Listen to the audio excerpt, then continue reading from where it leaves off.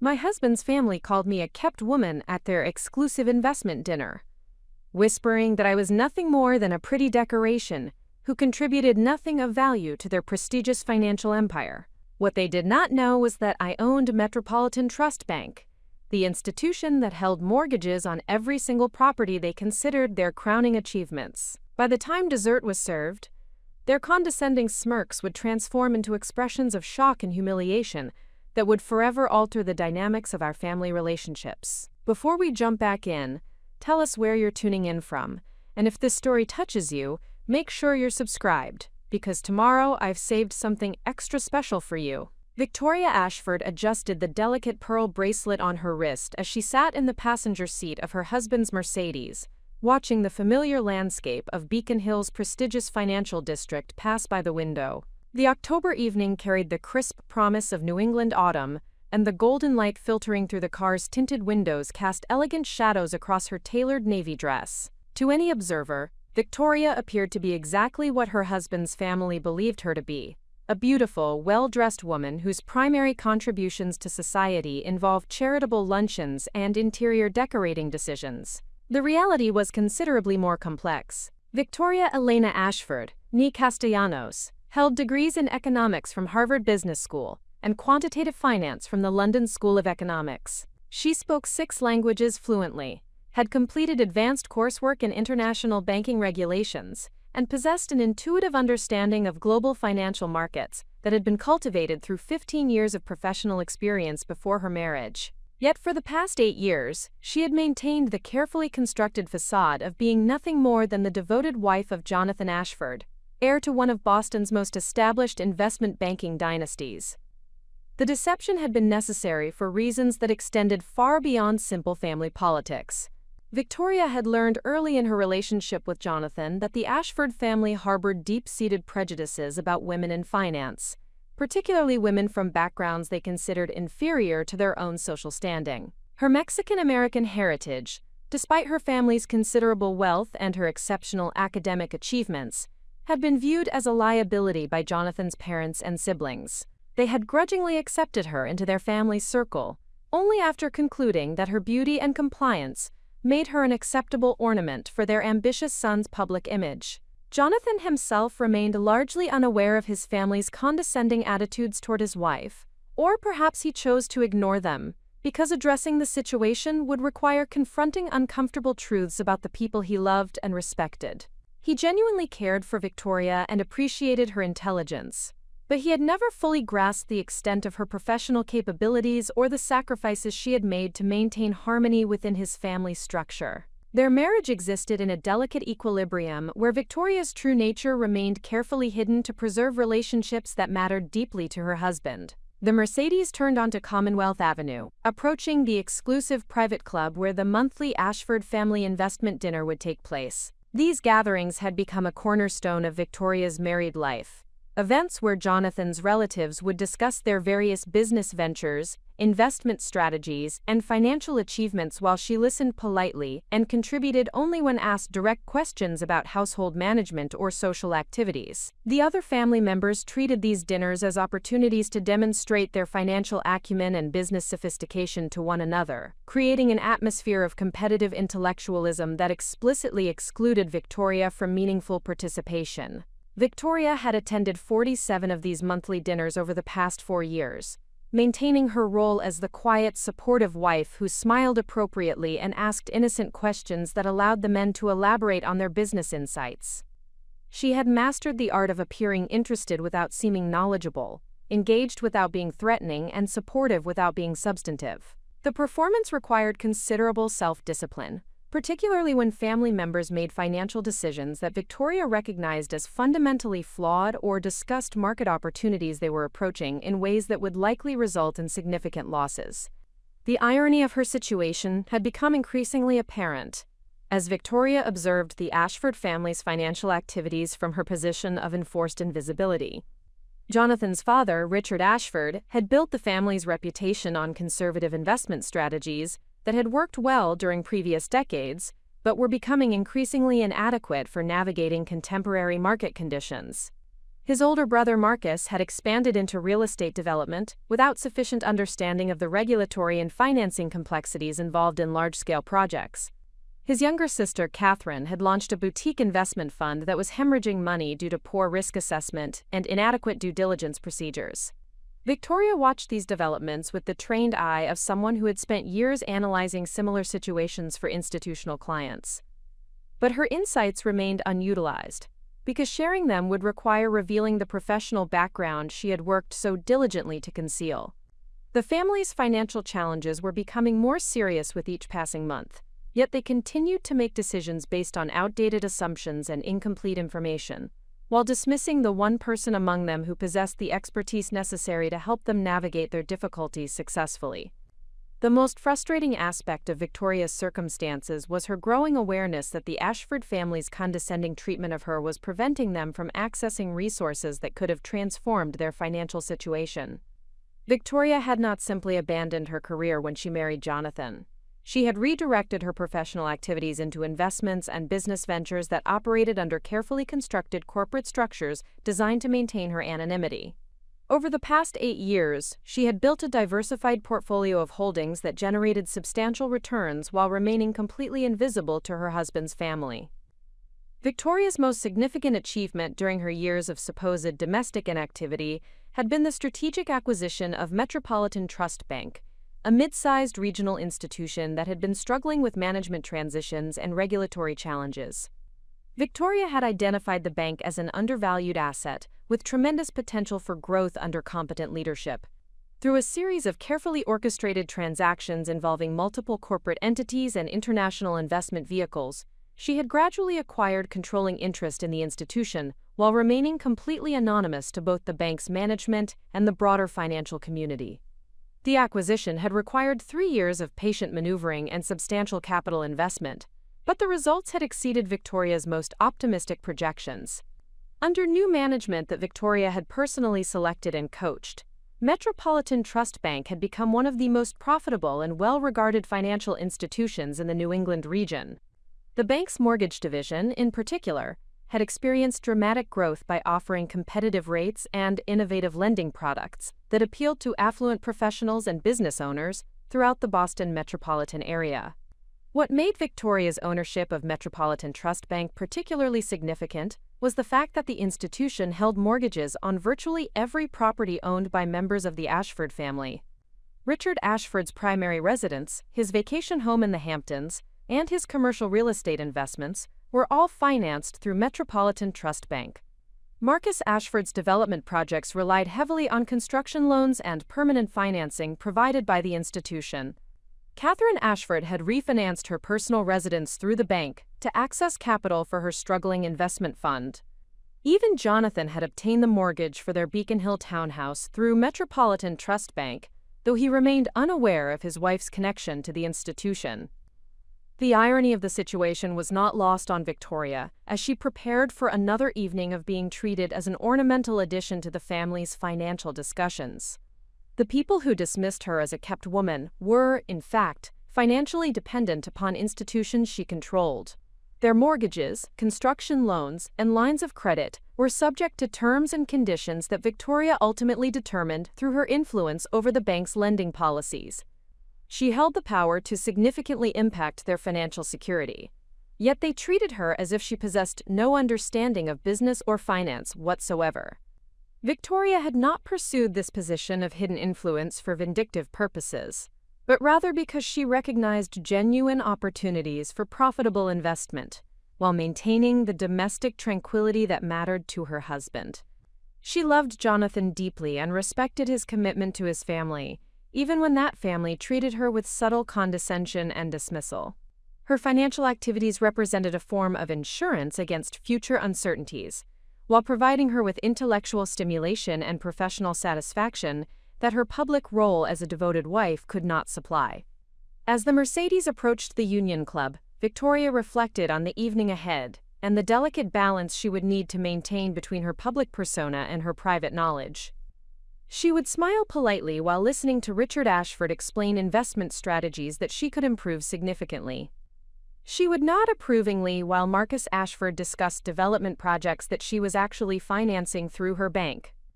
She would ask innocent questions while Catherine Ashford described financial challenges that Victoria could resolve with a single phone call. The performance would require all of Victoria's considerable diplomatic skills, but she had perfected the art of appearing less knowledgeable than she actually was. Tonight, like every other family dinner, she would allow the Ashford family to maintain their illusions about her capabilities and contributions, while privately observing their financial decisions with the trained analytical perspective of someone who controlled far more resources than any of them realized. Victoria understood that this carefully maintained deception could not continue indefinitely. The Ashford family's financial situation was becoming increasingly precarious, and their dismissive treatment of her was preventing them from accessing the assistance they desperately needed. Eventually, circumstances would force her to choose between maintaining her comfortable anonymity and revealing the truth about her professional capabilities and business holdings.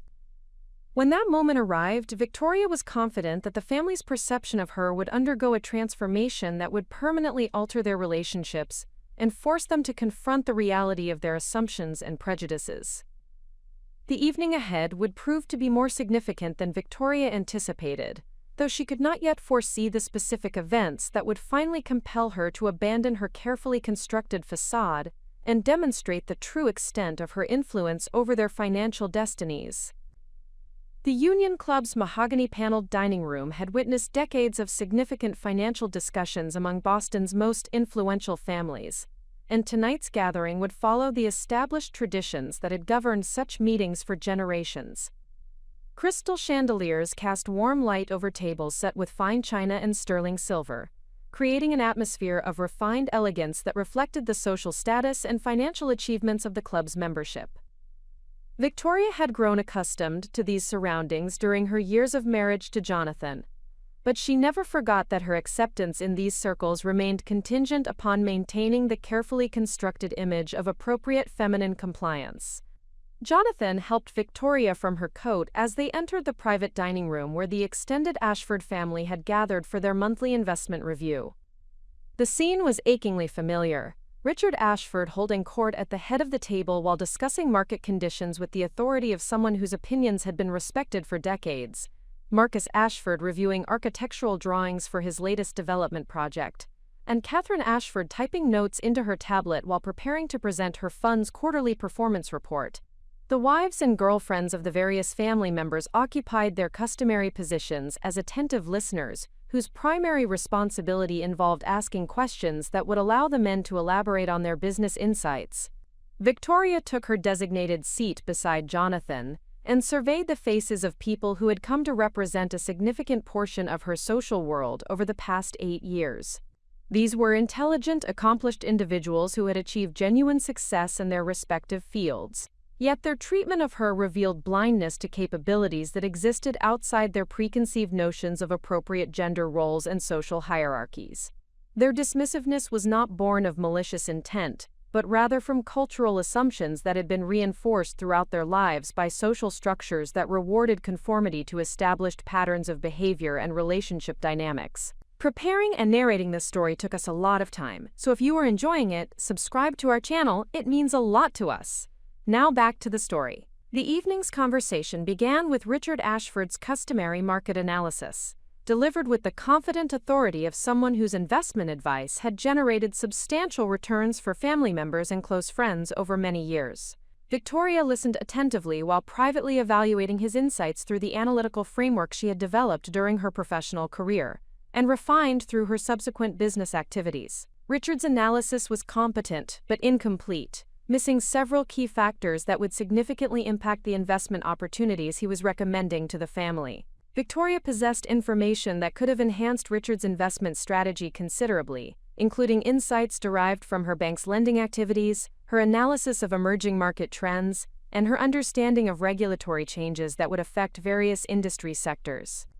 Yet sharing this knowledge would require explaining how she had acquired such detailed understanding of complex financial matters, which would inevitably lead to questions about her background and current activities that she was not prepared to answer publicly. Marcus Ashford's presentation of his latest development project provided another example of the family's financial vulnerability that Victoria observed with growing concern. The project involved constructing luxury condominiums in a rapidly gentrifying neighborhood where property values were rising quickly, but where zoning regulations and infrastructure limitations created significant risks for large-scale development. Marcus had secured preliminary financing for the project, but his financial projections appeared overly optimistic and failed to account for several cost factors that could transform a profitable venture into a substantial loss. Victoria knew the specific details of Marcus's financing arrangements because Metropolitan Trust Bank was providing a significant portion of the construction funding for his project.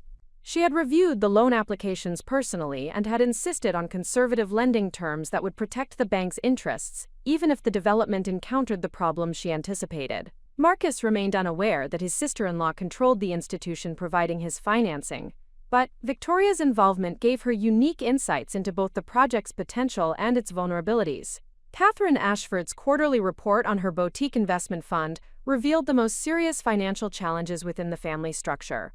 The fund had been hemorrhaging assets due to poor investment selections and inadequate risk management procedures, problems that Catherine attributed to temporary market volatility rather than acknowledging the fundamental flaws in her investment approach. Victoria recognized that Catherine's fund was approaching a crisis point where continued losses would force either significant changes in strategy or complete liquidation of the remaining assets. The irony of Catherine's situation was particularly acute because Victoria possessed exactly the type of expertise and industry connections that could have rescued the struggling fund. Victoria's background in quantitative finance and her current involvement in various investment activities had provided her with insights and strategies that could have addressed Catherine's problems effectively. Yet Catherine continued to make fundamental errors in judgment while remaining completely unaware that potential solutions existed within her own extended family. As the evening progressed, Victoria found herself listening to increasingly detailed discussions of financial matters where her knowledge and experience could have provided valuable contributions. The family members spoke openly about their challenges and concerns, apparently confident that Victoria would not understand the significance of their disclosures or possess insights relevant to their business decisions. Their casual dismissal of her potential contributions created a surreal atmosphere where Victoria felt like an invisible observer of conversations that directly affected institutions and investments she actually controlled. The most challenging aspect of Victoria's position was maintaining appropriate emotional responses to information that affected her both personally and professionally. When Richard Ashford expressed concern about rising interest rates and their potential impact on real estate investments, Victoria knew that his worries were well-founded because she was actively involved in setting lending policies that would influence the financing costs he was discussing. When Marcus Ashford complained about delays in securing construction financing approvals, Victoria understood the specific regulatory requirements causing those delays because her bank's lending officers consulted with her on complex approval decisions. Victoria had developed sophisticated techniques for managing these situations while maintaining her carefully constructed public persona. She had learned to ask questions that appeared naive but actually elicited information she needed for her business decisions. She had mastered the art of making suggestions that seemed to emerge naturally from casual conversation, rather than professional analysis. Most importantly, she had become expert at expressing appropriate levels of interest and concern without revealing the depth of her understanding or the extent of her personal involvement in the matters being discussed.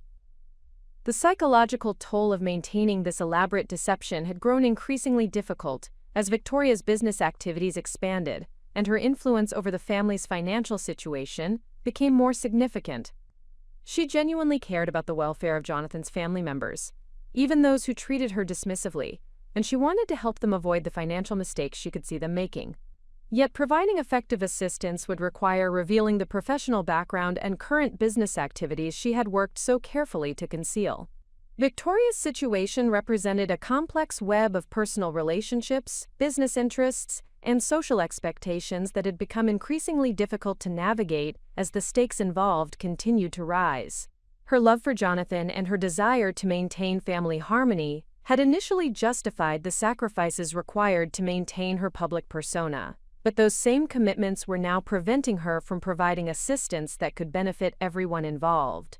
The contradictions in her position were becoming unsustainable, yet she could not identify any path forward that would not require significant personal and professional risks. As the dinner conversation continued around topics where Victoria possessed extensive expertise but was expected to remain silent, she found herself contemplating the possibility that circumstances might eventually force her to choose between maintaining her comfortable anonymity and protecting the financial interests of people she had come to care about despite their condescending treatment. The evening was progressing in ways that would soon test the sustainability of the elaborate facade she had maintained for so many years.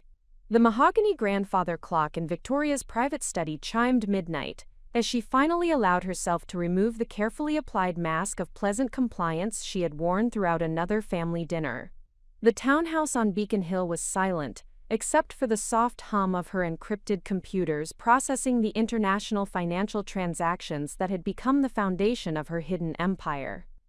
Jonathan slept peacefully in their bedroom upstairs, unaware that his wife was about to spend the next 4 hours managing investments and business operations that spanned 3 continents and generated more revenue than his family's collective financial activities. Victoria's transformation from dutiful wife to international financier occurred each evening after the household settled into sleep.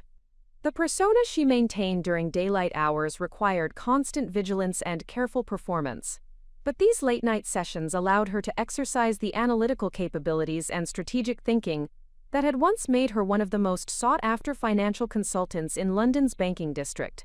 The intellectual stimulation and professional satisfaction she derived from these activities sustained her through the daily challenges of maintaining her carefully constructed public image.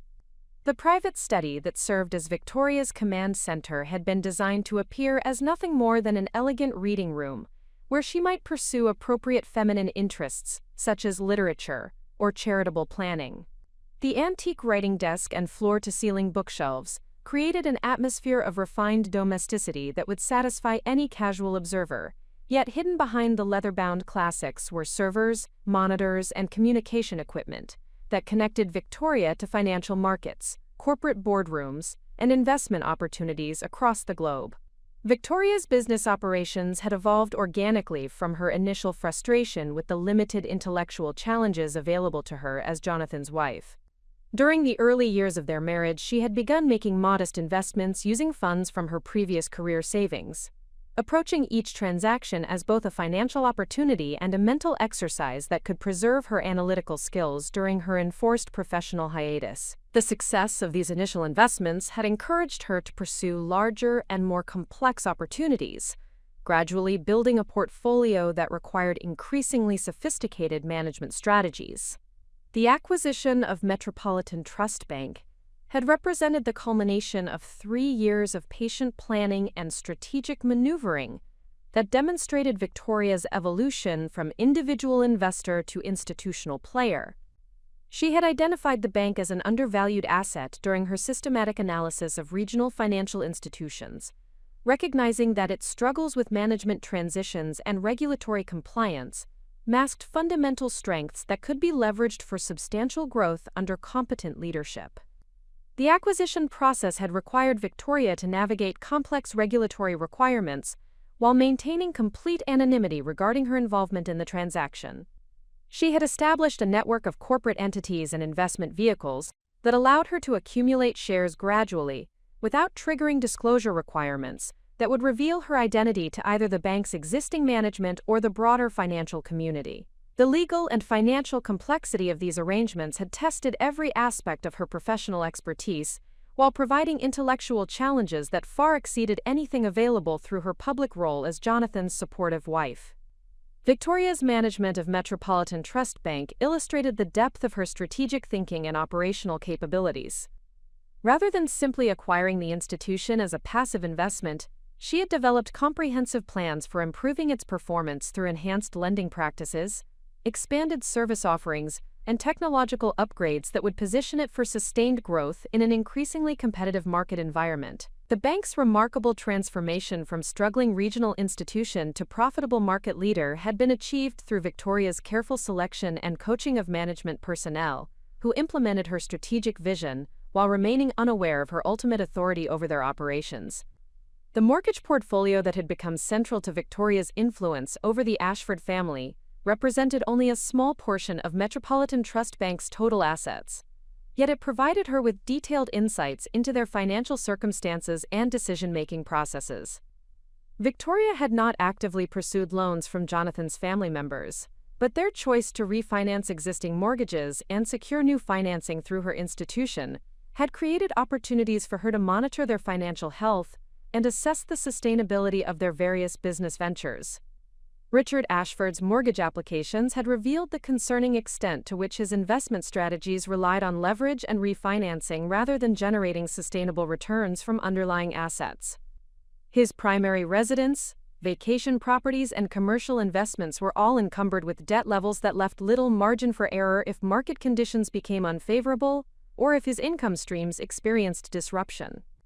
Victoria's analysis of his financial statements suggested that his reputation for conservative investment management was based more on past performance than current practices.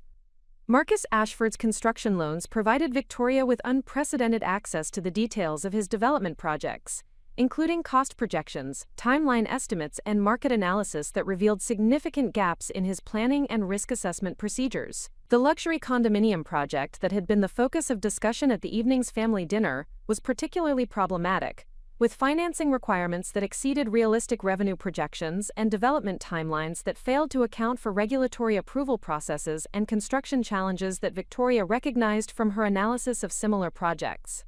Catherine Ashford's financial situation was perhaps the most precarious within the family structure. Her mortgage refinancing had been necessitated by the need to inject capital into her struggling investment fund, creating a dangerous situation where her personal residence was being used as collateral to support business activities that were generating consistent losses rather than sustainable returns. Victoria's review of Catherine's investment strategies had identified fundamental flaws in her risk management and asset selection processes that would likely result in continued losses unless significant changes were implemented immediately. The irony of Victoria's position as silent observer of the Ashford family's financial challenges was compounded by her growing recognition that she possessed both the expertise and resources necessary to address their problems effectively. Her background in quantitative finance and risk management provided her with analytical tools that could identify profitable investment opportunities and develop strategies for avoiding the pitfalls that were threatening the family's financial security. Her control of Metropolitan Trust Bank gave her direct influence over their financing costs and access to capital. Her international investment network could provide access to opportunities and partnerships that were not available through their current business relationships.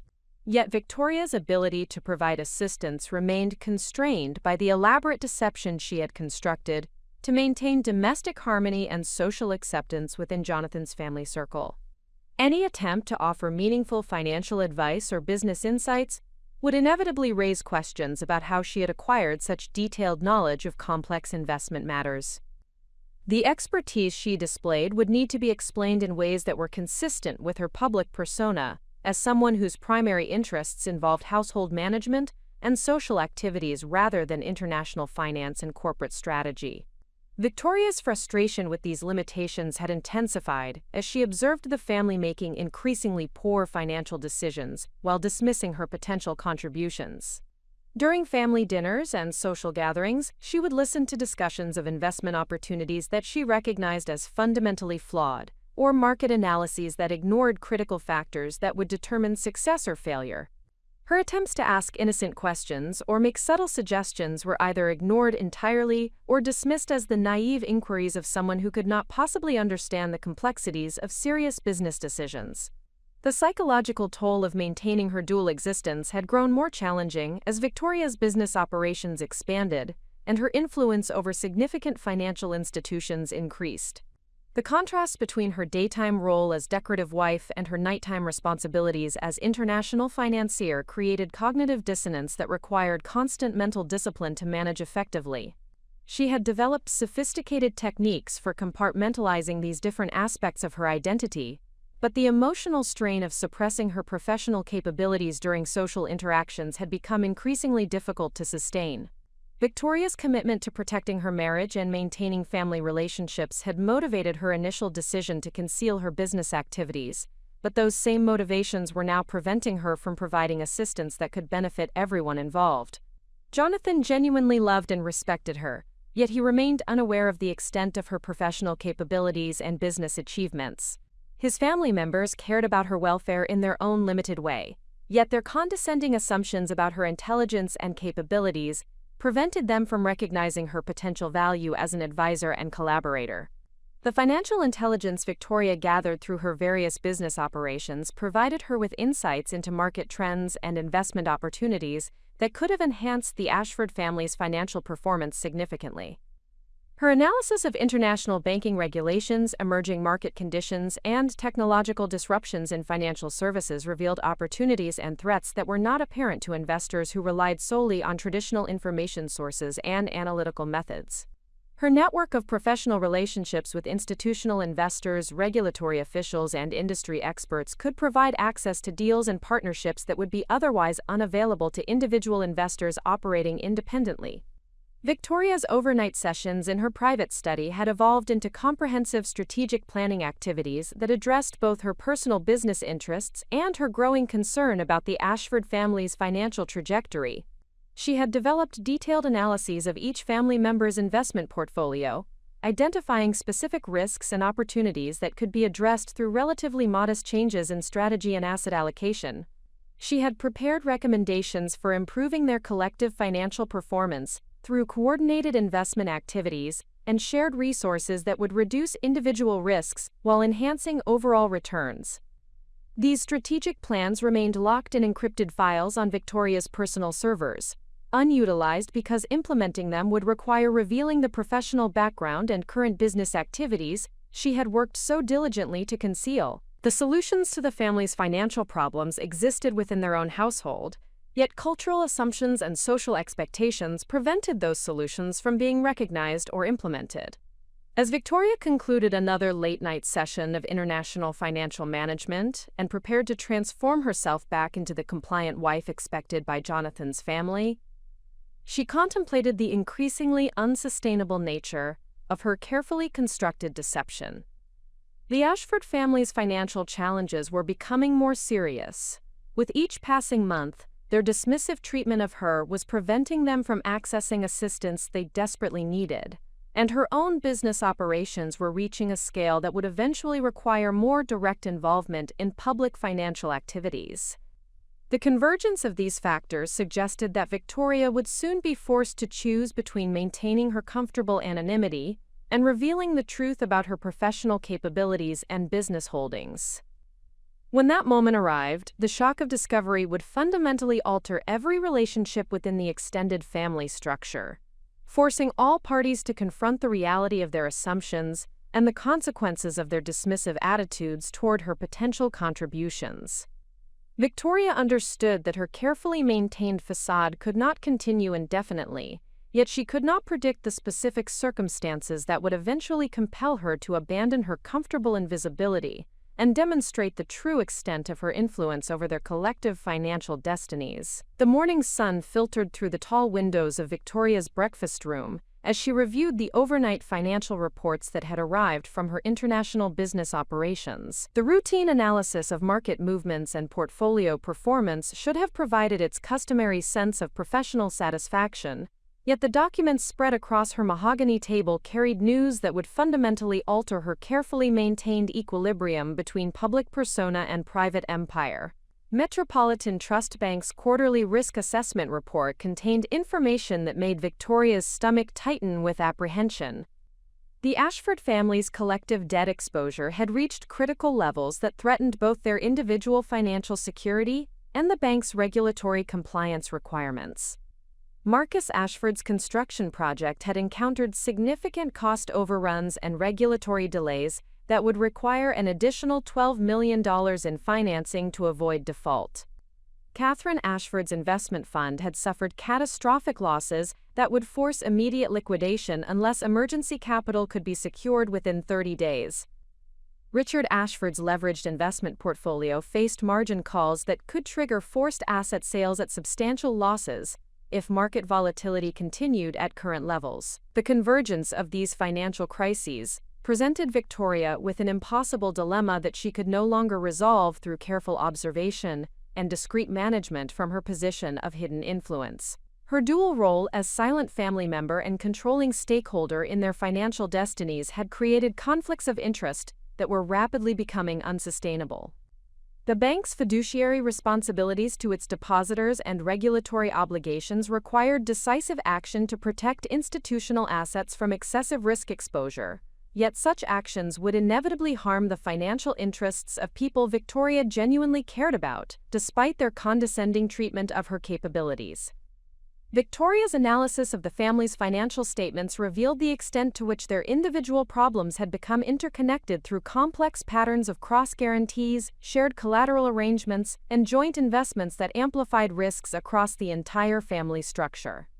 Richard Ashford had guaranteed portions of Marcus's construction loans, using his own real estate holdings as collateral. Catherine Ashford had pledged her personal residence to secure additional investment capital for her failing fund.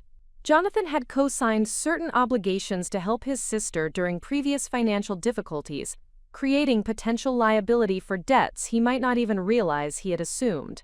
The interconnected nature of these financial obligations meant that the failure of any single family member's business activities could trigger cascading defaults that would devastate the entire extended family's economic position. Victoria possessed the analytical tools and institutional authority necessary to restructure these arrangements in ways that would protect all parties involved, yet implementing such solutions would require revealing both her professional expertise and her control over the financial institution that held their various obligations. The urgency of the situation was compounded by external pressures that were beyond Victoria's ability to control or influence through her current methods of discreet intervention.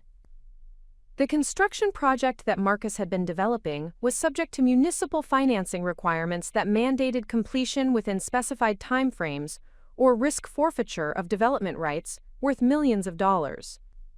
Catherine's investment fund faced regulatory scrutiny that could result in legal sanctions if adequate capital reserves were not maintained according to securities regulations. Richard's margin calls were governed by automated trading systems that would execute forced liquidations regardless of market conditions or personal circumstances. Victoria's morning review of financial news and market analysis reports revealed additional challenges that would impact the family's situation in ways they could not anticipate, based on their limited access to institutional intelligence sources. Interest rate increases being considered by the Federal Reserve would significantly increase borrowing costs for all of their existing variable rate obligations. Regulatory changes being implemented by state banking authorities would affect lending criteria for the types of projects and investments the family typically pursued.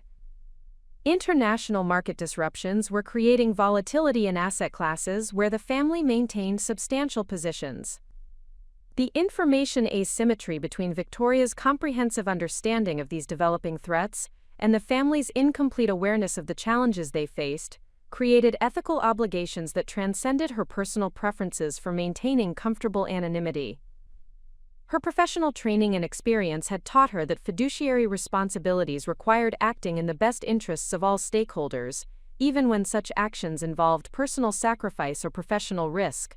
Her position as both family member and financial institution controller created duties of care that could not be satisfied through continued passive observation of deteriorating circumstances.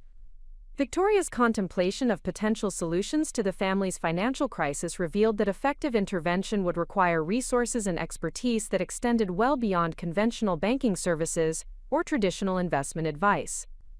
The scale and complexity of their interconnected problems demanded comprehensive restructuring strategies that could only be implemented through coordinated efforts involving multiple financial institutions, legal counsel specializing in complex commercial transactions, and regulatory expertise to navigate compliance requirements across various jurisdictions.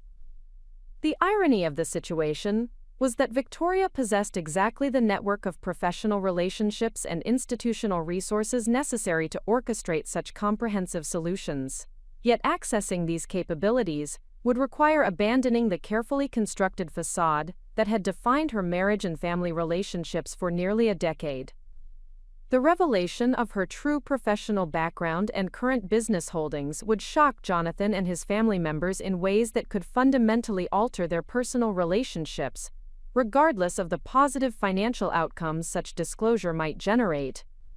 Victoria's analysis of alternative approaches to addressing the family's financial crisis consistently led to the same conclusion. Partial solutions that preserved her anonymity would be inadequate to address the magnitude of the problems they faced, while effective solutions would require full disclosure of her professional capabilities and business operations. The middle ground she had successfully navigated for years through careful observation and discreet influence was disappearing as the stakes involved escalated beyond the scope of such limited interventions. The catalyst moment that would force Victoria's decision arrived unexpectedly through a phone call from her chief operating officer at Metropolitan Trust Bank. The conversation, conducted in carefully coded language to preserve confidentiality, informed Victoria that federal banking regulators had scheduled an examination of the institution's loan portfolio that would specifically focus on concentration risks and related party transactions. The examination would inevitably reveal the extent of the bank's exposure to Ashford family obligations and could result in regulatory sanctions if appropriate risk management measures were not implemented immediately. Victoria understood the implications of this development with crystalline clarity. The regulatory examination would require either immediate reduction of the bank's exposure to Ashford family loans or demonstration that such exposure was justified by adequate collateral, guarantees, or other risk mitigation measures. Achieving compliance with regulatory expectations would necessitate either calling in existing loans, substantially increasing collateral requirements, or restructuring the obligations in ways that would require detailed analysis of each borrower's financial condition and repayment capacity. Any of these approaches would inevitably reveal Victoria's intimate knowledge of the family's financial circumstances and her authority to make decisions affecting their economic futures. The regulatory timeline for addressing compliance issues would not permit the gradual, discreet interventions she had previously employed to influence outcomes while maintaining her carefully constructed anonymity. The moment of truth she had long anticipated was arriving with administrative precision and legal force that would not accommodate her personal preferences for continued concealment. Victoria's recognition of this reality triggered a profound shift in her thinking about the relationship between personal sacrifice and professional responsibility.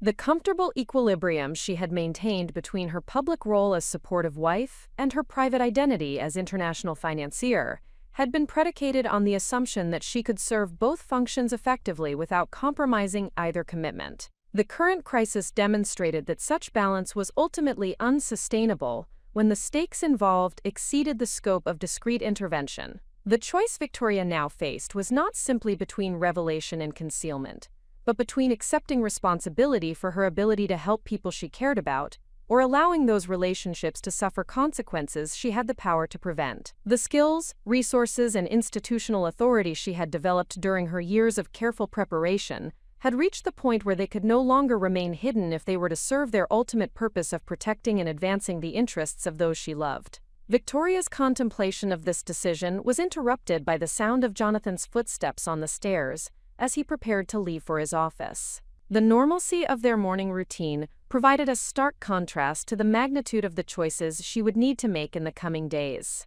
Their comfortable domestic patterns had been sustained through her willingness to suppress significant aspects of her identity and capabilities, yet continuing such suppression would now require accepting responsibility for preventable harm to his family's financial security. The documents spread across Victoria's breakfast table represented more than quarterly financial reports and regulatory requirements. They constituted evidence of her readiness to assume full responsibility for protecting the people who had dismissed her capabilities while remaining unaware of their dependence upon her judgment and resources. The catalyst moment she had unconsciously prepared for throughout her years of careful observation and discreet empire building had finally arrived, demanding that she choose between comfortable invisibility and the full exercise of her professional capabilities in service of those she loved. The transformation from hidden observer to active protector would require Victoria to demonstrate courage that extended far beyond financial risk management or business strategy development. She would need to risk the comfortable relationships and social acceptance she had carefully cultivated in order to provide assistance that could preserve the economic foundation upon which those same relationships ultimately depended. The paradox of her situation demanded that she potentially sacrifice personal happiness to protect the financial security that made such happiness possible for the entire extended family structure. As Victoria prepared to transition from her private mourning analysis to her public role as Jonathan's supportive wife, she understood that this routine would soon require fundamental modification. The catalyst moment that would compel her revelation was no longer a theoretical possibility, but an immediate practical necessity that would test every aspect of her character, capabilities, and commitment to the people who had underestimated her for so many years. Victoria stood before the floor-to-ceiling windows of her private study, watching the morning light illuminate Boston's financial district while her mind wrestled with the most consequential decision of her adult life. The encrypted documents spread across her desk contained detailed analyses of 3 distinct pathways forward, each carrying profound implications for her marriage, her business empire, and the financial survival of Jonathan's family. The comfortable anonymity that had sheltered her for 8 years would end regardless of which option she selected. Yet the manner of that revelation would determine whether the Ashford family emerged from their current crisis stronger and united, or fractured beyond repair. The first pathway involved immediate disclosure of her professional background and business holdings to Jonathan and his family, accompanied by comprehensive proposals for restructuring their interconnected financial obligations through Metropolitan Trust Bank and her international investment network. This approach would maximize the family's chances of recovering from their current difficulties while preserving their long-term financial security. However, such dramatic revelation would inevitably shock Jonathan's relatives in ways that could permanently damage their personal relationships, regardless of the positive economic outcomes such intervention might generate. Victoria had spent the previous evening drafting detailed presentations that would explain her educational credentials, professional experience, and current business operations in language that would be accessible to family members, whose financial sophistication varied considerably. The documents included comprehensive analyses of each individual's current financial position, specific recommendations for addressing their immediate challenges, and strategic plans for coordinating their future investment activities to achieve superior risk-adjusted returns through shared resources and collaborative decision-making processes. The thoroughness of these presentations reflected Victoria's understanding that successful family financial planning required more than simply solving immediate problems. Her proposals addressed fundamental issues in the family's approach to risk management, asset allocation, and business development that had contributed to their current difficulties. The strategic framework she had developed could transform their individual struggles into collective strength, yet implementing such comprehensive changes would require trust and collaboration that might not survive the shock of discovering her deception about her professional capabilities. The second pathway involved selective disclosure of her financial expertise, while maintaining partial concealment of the full extent of her business holdings and institutional control. This approach would allow Victoria to provide advisory services and limited financial assistance to family members without revealing her ownership of Metropolitan Trust Bank or the scale of her international investment operations.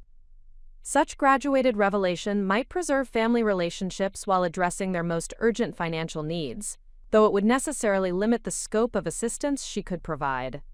Victoria recognized that partial disclosure carried significant risks of its own.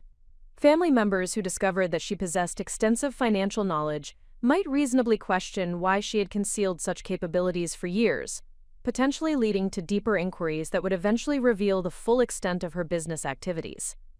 Additionally, providing effective solutions to their complex financial problems would likely require resources and institutional access that could not be explained through consulting relationships or personal investment expertise alone.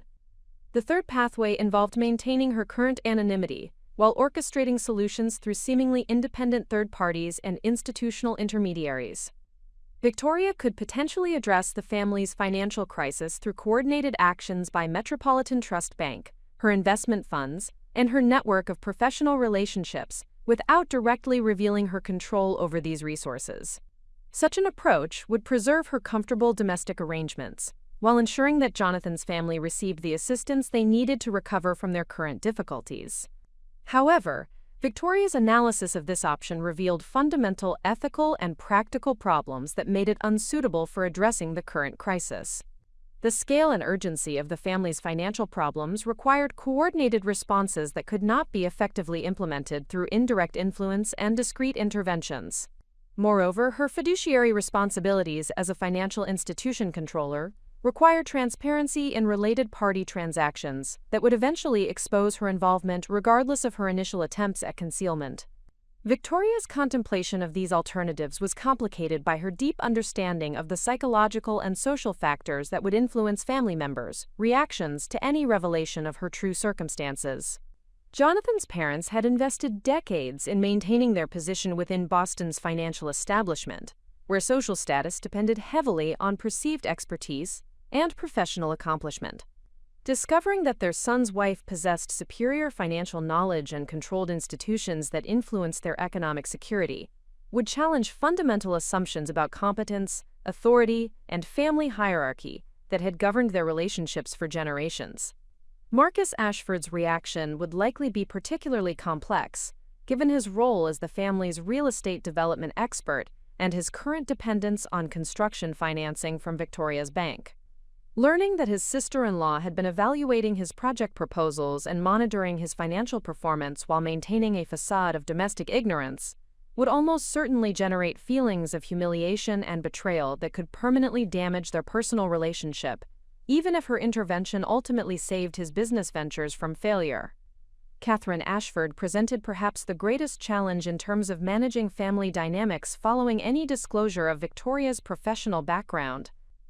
Catherine had built her identity around being the family's investment specialist and had consistently dismissed Victoria's potential contributions to financial discussions. Discovering that Victoria possessed superior credentials and experience in exactly the areas where Catherine claimed expertise would likely trigger defensive reactions that could escalate into lasting resentment and family conflict. Victoria's analysis of Jonathan's probable response to learning about her concealed professional activities revealed the most personally significant risks associated with full disclosure. Jonathan had married her believing that she was primarily interested in domestic pursuits and social activities, rather than challenging professional endeavors. While he respected her intelligence and appreciated her insights on various topics, he had never been required to adjust his self-concept to accommodate a spouse whose professional achievements exceeded his own, or whose business operations generated greater financial returns than his established career in corporate law. The potential impact on their marriage extended beyond simple issues of damaged trust or wounded pride. Jonathan's entire family structure and social identity had been built around assumptions about appropriate gender roles and relationship dynamics that Victoria's revelation would fundamentally challenge. His comfortable position as primary breadwinner and financial decision-maker within their household would require complete revision if he acknowledged the reality of his wife's business empire and institutional authority. Yet Victoria's consideration of these relationship risks was balanced against her growing recognition that continued concealment carried even greater dangers for everyone involved. The Ashford family's financial crisis was rapidly approaching a point where traditional solutions would be inadequate to prevent significant losses of wealth, property, and business assets that had been accumulated over generations. Her unique combination of expertise, resources, and institutional access represented their best opportunity for recovery and future financial security, yet those capabilities could only be effectively utilized through honest acknowledgement of her professional background and current business operations.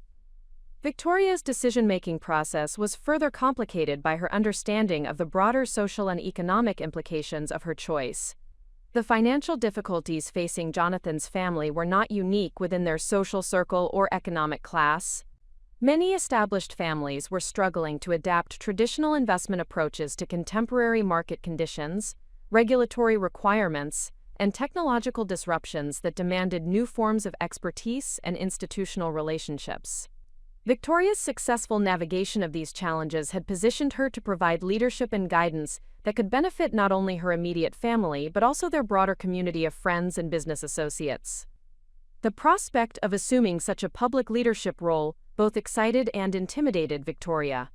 Her years of careful preparation and systematic empire building had equipped her with capabilities that were desperately needed within her social and professional environment, yet exercising those capabilities would require abandoning the comfortable invisibility that had protected her from the social and professional pressures typically faced by prominent business leaders. Success in helping Jonathan's family would inevitably lead to recognition and expectations that would fundamentally alter her lifestyle and personal relationships in ways that extended far beyond their immediate household. Victoria's contemplation of these larger implications was interrupted by a secure phone call from her chief legal counsel regarding the upcoming federal banking examination. The conversation confirmed that regulatory authorities expected comprehensive documentation of all related party transactions within 30 days, along with detailed risk assessments and mitigation strategies for any lending relationships that might pose concentration risks to the institution. The timeline for compliance would not accommodate gradual revelation or partial disclosure strategies that might preserve family relationships while addressing regulatory requirements. This external pressure crystallized Victoria's understanding that her decision was no longer primarily about personal preferences or relationship management, but about professional responsibility and ethical obligation. Her fiduciary duties as a financial institution controller required actions that would inevitably reveal her involvement in the family's financial affairs. Regardless of her personal comfort with such disclosure, the choice was not whether to reveal her true circumstances, but how to manage that revelation in ways that would maximize positive outcomes for all stakeholders involved. Victoria's recognition of this reality triggered a fundamental shift in her decision-making framework. Rather than focusing on preserving her current comfortable arrangements, she began evaluating options based on their potential to generate the best long-term outcomes for Jonathan, his family, and the financial institutions under her control. This perspective revealed that comprehensive disclosure accompanied by detailed solutions to the family's financial problems offered the greatest probability of success, despite the short-term relationship challenges such revelation might create. The courage required for such disclosure extended beyond simple acknowledgement of her professional background and business holdings. Victoria would need to assume full responsibility for the deception she had maintained for 8 years, while simultaneously demonstrating that such deception had been motivated by protective instincts rather than manipulative intentions. She would need to present her business achievements as resources for family benefit rather than personal aggrandizement. Most importantly, she would need to guide family members through their shock and adjustment to new relationship dynamics, while maintaining focus on the urgent financial challenges that required immediate attention. Victoria's preparation for this revelation began with developing communication strategies that would minimize defensiveness and maximize collaboration among family members who had previously dismissed her potential contributions. She understood that successful family financial planning required not only technical expertise and institutional resources, but also psychological insight and interpersonal skills that could transform potential conflict into productive partnership. The same analytical capabilities that had enabled her business success would need to be applied to managing family dynamics during their period of adjustment to dramatically altered circumstances. As Victoria finalized her decision to pursue comprehensive disclosure accompanied by detailed solution proposals, she reflected on the personal transformation this choice would require. The comfortable anonymity that had defined her married life would be replaced by visibility and accountability that would test every aspect of her character, capabilities, and commitment to the people she loved. Yet this transition also represented the culmination of years of careful preparation and the opportunity to utilize her unique combination of resources and relationships in service of outcomes that could benefit everyone involved. The decision point that had seemed impossibly complex only hours earlier now appeared clear and inevitable. Victoria would reveal the full extent of her professional background and business operations to Jonathan and his family, accompanied by comprehensive proposals for addressing their financial crisis and coordinating their future investment activities. The risks were substantial, but the potential rewards for successful navigation of this challenge extended far beyond simple financial recovery to encompass strengthened family relationships based on honest recognition of each member's actual capabilities and contributions. Victoria understood that this choice would irrevocably alter every aspect of her existence. Yet she embraced that transformation as the necessary evolution from comfortable concealment to purposeful service. The skills and resources she had developed during her years of hidden preparation were finally ready to serve their intended purpose of protecting and advancing the interests of those she loved most deeply. Victoria's hands remained steady as she arranged the leather portfolio containing 8 years of carefully documented evidence that would transform her from dismissed ornament into recognized authority within the Ashford family financial structure. The mahogany conference table in Jonathan's home office had hosted countless discussions about legal cases and business transactions, yet this morning it would serve as the stage for revelations that would fundamentally alter every relationship within their extended family network. She had chosen to begin with Jonathan alone, understanding that his reaction would establish the foundation for all subsequent family interactions regarding her concealed professional identity and business empire. The decision to initiate disclosure through private conversation with her husband reflected Victoria's strategic understanding that successful family transformation required careful sequencing and psychological preparation. Jonathan's initial shock and adjustment period needed to occur away from the competitive dynamics and social pressures that characterized group family meetings. His ability to process and accept her revelation would directly influence his capacity to serve as advocate and translator when the broader family required similar adjustment to dramatically altered circumstances. Victoria had structured the presentation materials to reveal her professional background and business achievements through logical progression that would allow Jonathan to absorb each level of information before encountering more complex or surprising details. The initial documents established her educational credentials and previous career accomplishments through official transcripts, professional certifications, and recommendation letters that provided third-party validation of her expertise. The subsequent materials detailed her investment activities and business development work during their marriage, demonstrating the systematic approach she had employed to build substantial financial resources while maintaining domestic responsibilities. The final section of her presentation addressed Metropolitan Trust Bank ownership and the implications of this institutional control for addressing the current family financial crisis.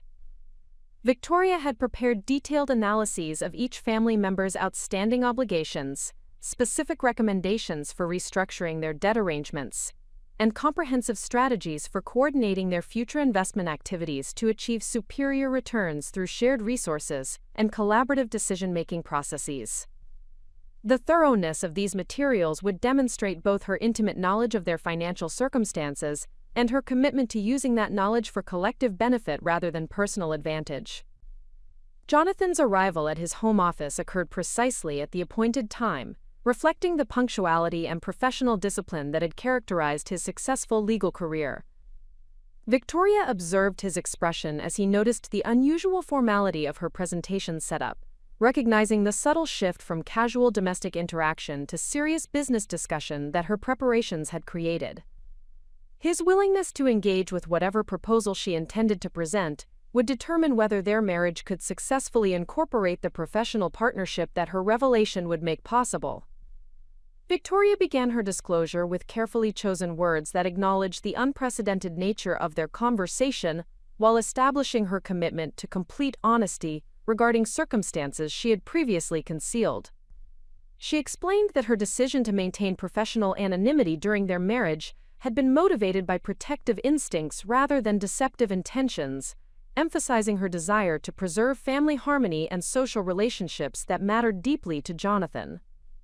Her acknowledgement of the deception itself preceded any discussion of her actual credentials or business activities, establishing accountability and responsibility as the foundation for all subsequent revelations.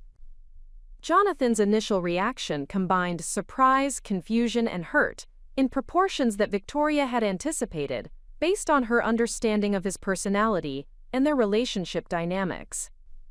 His primary concern focused on the implications of her concealment for their marital trust, rather than the practical significance of her professional capabilities. Victoria allowed him to express these feelings completely before proceeding with documentation that would establish the breadth and depth of her business achievements. She understood that emotional processing needed to occur alongside factual revelation if their relationship was to successfully navigate this fundamental transformation. The presentation of Victoria's educational credentials generated Jonathan's first positive response to her disclosure, as he recognized the prestigious institutions and advanced programs that had shaped her professional development. His legal background provided him with frameworks for evaluating academic achievements and professional qualifications that made this aspect of her revelation more accessible than the business operations that would follow. Victoria observed his growing recognition that her intellectual capabilities had been significantly underestimated by his family members, including himself. Victoria's explanation of her previous career in international finance required more detailed discussion to help Jonathan understand the scope and significance of her professional experience. She provided context about the competitive nature of London's financial markets and the exceptional performance required to achieve senior positions within major institutional environments. The recommendation letters from former colleagues and supervisors offered external validation of her expertise that helped Jonathan comprehend why she had found the domestic limitations of their social circle intellectually frustrating. The revelation of Victoria's investment activities during their marriage initially generated defensive reactions from Jonathan, who struggled to understand why she had not shared these pursuits with him or sought his input regarding significant financial decisions. Victoria explained that her investment work had begun as intellectual exercise designed to maintain her analytical skills while fulfilling domestic expectations, but had evolved into substantial business operations, as her success attracted larger opportunities and greater responsibilities. She emphasized that her decision to maintain independence in these activities reflected her understanding of family expectations rather than lack of trust in his judgment or partnership. Jonathan's reaction to learning about Metropolitan Trust Bank ownership represented the most emotionally complex portion of Victoria's disclosure process. The revelation that his wife controlled the financial institution that held mortgages on family properties initially generated feelings of manipulation and betrayal that required extensive discussion to resolve. Victoria presented detailed documentation of the acquisition process, emphasizing that her involvement in family financing had been coincidental, rather than deliberately orchestrated to create leverage or control over their personal relationships. The ethical implications of Victoria's position as both family member and institutional controller required careful exploration to establish appropriate boundaries and transparency for future interactions. Jonathan's legal training helped him understand the fiduciary responsibilities and regulatory requirements that governed her decision-making authority, yet the personal dimensions of these institutional relationships remained emotionally challenging for him to accept.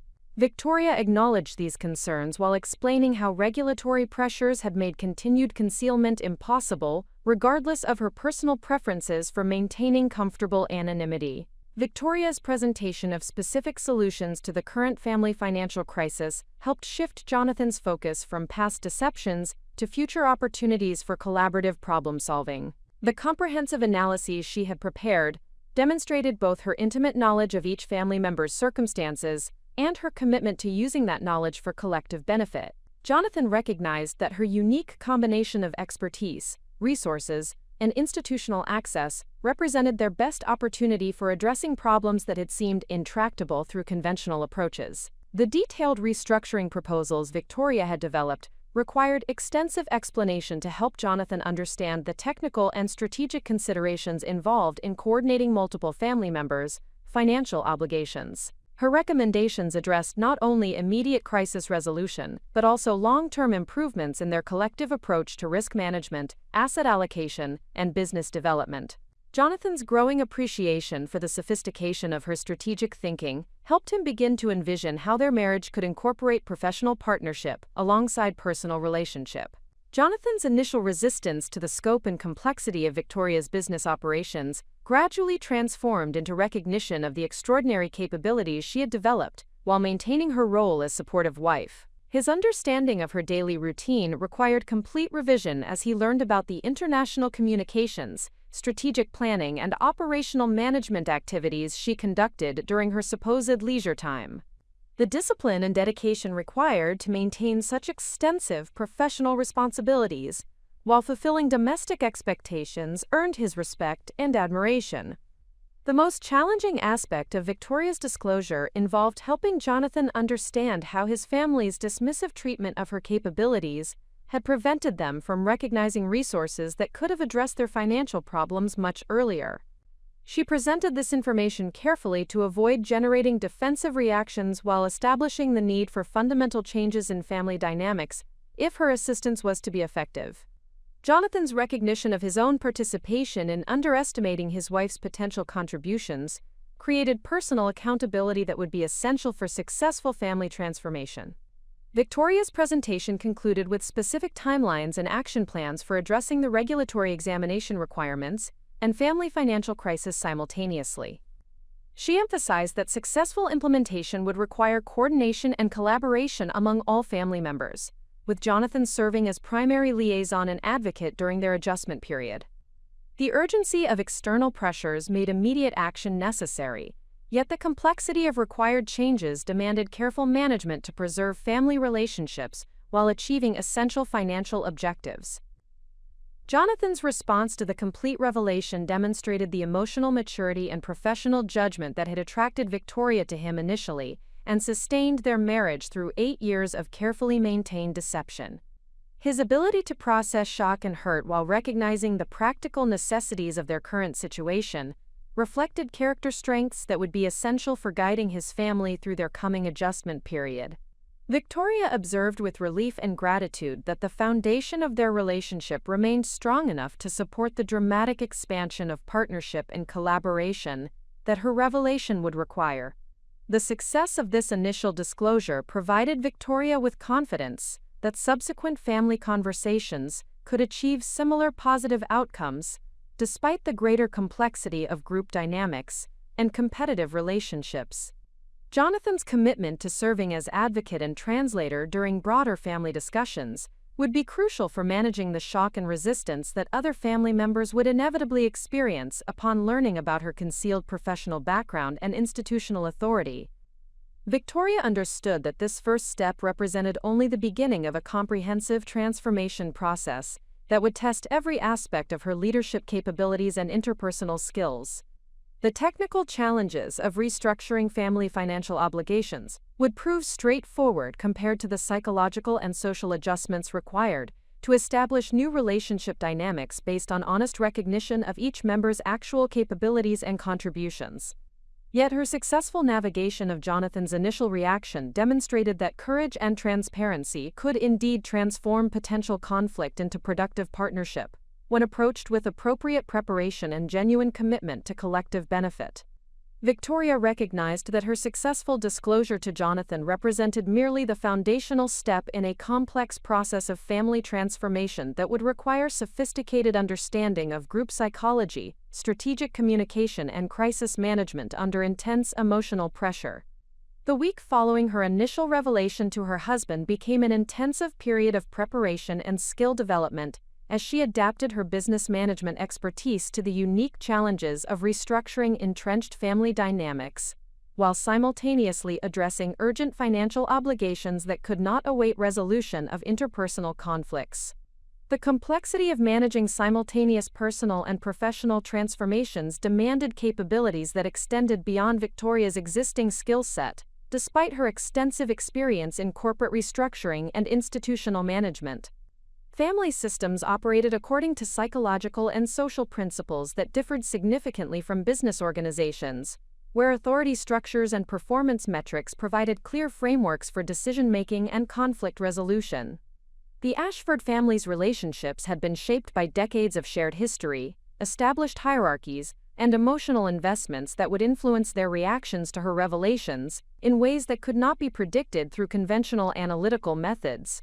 Victoria's preparation for the expanded family disclosure involved systematic study of family business literature, consultation with experts in organizational psychology, and development of communication strategies specifically designed to minimize defensive reactions while maximizing collaborative potential among individuals with diverse personalities and competing interests. She recognized that her success in helping Jonathan process her revelation had been facilitated by the privacy and emotional intimacy of their marital relationship, advantages that would not be available during group discussions where social dynamics and competitive instincts would complicate individual adjustment processes. The strategic framework Victoria developed for managing the broader family revelation incorporated lessons learned from her corporate experience with organizational change management, adapted to address the unique characteristics of family systems and the specific personalities involved in the Ashford family structure. She understood that successful transformation would require addressing both rational concerns about financial strategies and emotional needs related to respect, recognition, and maintaining dignity despite dramatically altered circumstances. Victoria's analysis of each family member's probable reaction patterns led her to develop individualized communication approaches that would acknowledge their specific concerns while guiding them toward acceptance of necessary changes. Richard Ashford's response would likely focus on maintaining his authority and expertise within the family financial hierarchy, requiring careful presentation of her capabilities as complementary rather than competitive with his established role. Marcus Ashford's reaction would probably involve defensive pride regarding his business judgment, necessitating emphasis on collaborative partnership rather than remedial intervention in his development projects. Catherine Ashford presented the most complex psychological challenge, given her professional investment in being recognized as the family's financial expert, and her history of dismissive attitudes toward Victoria's intellectual capabilities. Victoria understood that Catherine's acceptance of the new reality would require not only acknowledgement of superior credentials and resources, but also face-saving opportunities to maintain her sense of professional competence and family contribution. The success of this individual relationship would significantly influence the overall family's ability to function collaboratively during their financial restructuring process. Victoria's preparation extended beyond communication strategy development to include comprehensive legal and regulatory compliance planning that would ensure her family assistance activities met all fiduciary standards and institutional requirements. Her consultation with specialized attorneys confirmed that transparent disclosure of her institutional roles and potential conflicts of interest would actually strengthen her position with banking regulators, while providing family members with complete information necessary for informed decision-making regarding her proposed assistance. The technical aspects of the financial restructuring proposals required extensive refinement to ensure they could be implemented within the compressed timeline dictated by regulatory examination schedules and market conditions affecting the family's various investment positions. Victoria worked closely with her institutional management team to develop specific procedures for handling related party transactions that would satisfy both family needs and regulatory expectations, while maintaining appropriate documentation and oversight mechanisms. Victoria's learning process during this intensive preparation period revealed capabilities she had not previously recognized within herself, particularly in areas of crisis leadership and stakeholder management under extreme pressure. Her business experience had involved managing complex financial institutions and investment portfolios, but had not required the psychological insight and interpersonal diplomacy necessary for navigating family conflicts, while maintaining focus on urgent practical objectives that could not be postponed for relationship healing.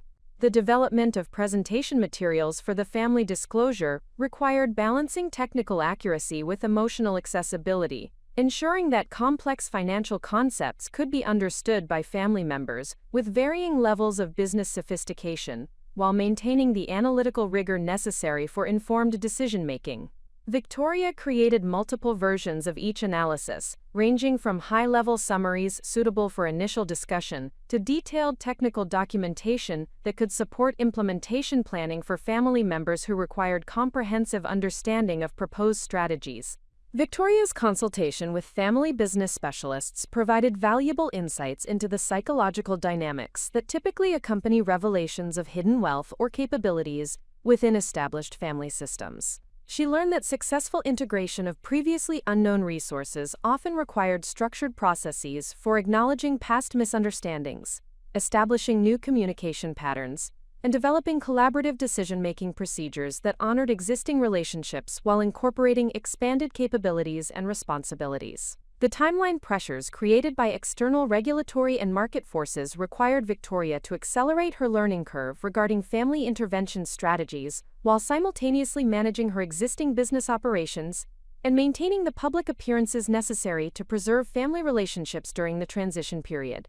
Her ability to compartmentalize different aspects of her professional responsibilities while developing new competencies under pressure demonstrated executive capabilities that had been refined through years of managing complex high-stakes situations. Victoria's growing confidence in her ability to guide the family through their necessary transformation was supported by positive feedback from the professional advisors she had engaged to assist with various aspects of the disclosure and restructuring process. Legal counsel confirmed that her approach to regulatory compliance would satisfy institutional requirements while maximizing family flexibility. Financial consultants validated her restructuring proposals as both technically sound and strategically advantageous for all parties involved. Family business experts endorsed her communication strategy as appropriately sensitive to relationship dynamics, while maintaining focus on essential practical objectives. The most significant aspect of Victoria's learning process involved developing emotional resilience and leadership presence that would enable her to maintain composure and strategic focus despite the inevitable shock, anger, and resistance she would encounter from family members whose worldview would be fundamentally challenged by her revelations. She understood that her ability to remain calm and supportive while delivering information that would be emotionally disruptive would determine whether the family could successfully navigate their crisis or become paralyzed by interpersonal conflict. Victoria's preparation included extensive scenario planning for various possible reactions and combination of responses from different family members, with contingency strategies designed to address the most challenging potential outcomes while maintaining progress toward essential financial objectives. She developed specific responses to likely accusations of manipulation, deception, and betrayal that would acknowledge legitimate concerns while redirecting focus toward collaborative problem-solving and future relationship building. The technical complexity of coordinating simultaneous disclosure to multiple family members while managing their individual adjustment processes required project management capabilities that Victoria had not previously applied to personal relationships. She created detailed timelines, communication protocols, and documentation procedures that would ensure all family members received consistent information while providing appropriate opportunities for private discussion and individual consultation regarding their specific circumstances and concerns. Victoria's learning curve extended to developing new forms of empathy and emotional intelligence that would enable her to understand and respond effectively to family members' feelings of betrayal, inadequacy, and confusion upon learning that their assumptions about her capabilities had been fundamentally incorrect for nearly a decade. Her business experience had involved managing professional relationships where performance expectations and accountability structures provided clear frameworks for addressing misunderstandings and conflicts. Yet family relationships operated according to emotional and psychological principles that required entirely different approaches to conflict resolution and relationship repair. The most challenging aspect of Victoria's preparation involved accepting that her revelation would inevitably alter every relationship within the extended family system, regardless of how skillfully she managed the disclosure process, or how beneficial the practical outcomes might be for all parties involved. She learned to view these relationship changes as necessary evolution rather than regrettable damage, understanding that authentic partnership based on honest recognition of capabilities would ultimately prove more satisfying and sustainable than comfortable arrangements based on misconceptions and limited expectations. Victoria's consultation with experts in family wealth transition provided historical perspective on similar situations where family members had discovered hidden capabilities or resources among relatives they had previously underestimated. These case studies demonstrated that successful integration of expanded capabilities typically required several months of adjustment and relationship renegotiation, but could ultimately strengthen family bonds through increased respect, improved communication, and more effective collaboration in addressing shared objectives. The development of Victoria's leadership capabilities during this intensive preparation period represented personal growth that extended far beyond the immediate requirements of family crisis management. She discovered strengths in areas of interpersonal communication, conflict resolution, and stakeholder alignment that complemented her existing expertise in financial analysis and institutional management. These expanded capabilities would serve her well not only during the immediate family transformation process, but also in her future role as recognized leader within their extended social and professional networks. Victoria's recognition that she was developing competencies that had not been required during her years of anonymous business success reinforced her understanding that true leadership often demanded personal vulnerability and emotional risk-taking that differed significantly from the analytical decision-making and strategic planning that characterized most professional activities. Her willingness to expose herself to potential rejection and relationship damage in service of family welfare demonstrated character development that transcended purely business considerations. The completion of Victoria's preparation phase marked her readiness to proceed with the comprehensive family disclosure that would determine whether the Ashford family could successfully transform their financial difficulties into opportunities for strengthened relationships and improved long-term security. Her intensive learning process had equipped her with the knowledge, skills, and emotional preparation necessary to guide her family through one of the most challenging periods in their collective history, while her systematic approach to planning and preparation reflected the disciplined excellence that had characterized all her professional endeavors. The candlelight flickered across the assembled faces of the Ashford family as they gathered for their monthly investment dinner at the Union Club, unaware that this evening would mark the end of 8 years of carefully maintained illusions about Victoria's role within their financial ecosystem. The familiar ritual of reviewing portfolio performance and discussing market opportunities proceeded according to established patterns, yet Victoria understood that the comfortable dynamics governing these interactions would be permanently altered within the next 2 hours. Victoria had chosen this setting for her comprehensive revelation based on strategic considerations that extended beyond simple convenience or tradition. The formal environment of the club's private dining room would encourage rational discussion and professional behavior, while minimizing the emotional volatility that might accompany such dramatic disclosures in more intimate settings. The presence of all family members simultaneously would ensure consistent information delivery while preventing the distortions and misunderstandings that could result from sequential individual conversations. The evening began with Richard Ashford's customary presentation of market analysis and investment recommendations, delivered with the confident authority that had established his reputation as the family's financial patriarch over the course of 3 decades. Victoria listened attentively while privately evaluating his insights through the comprehensive analytical framework she had developed during her years of institutional management and international investment activities.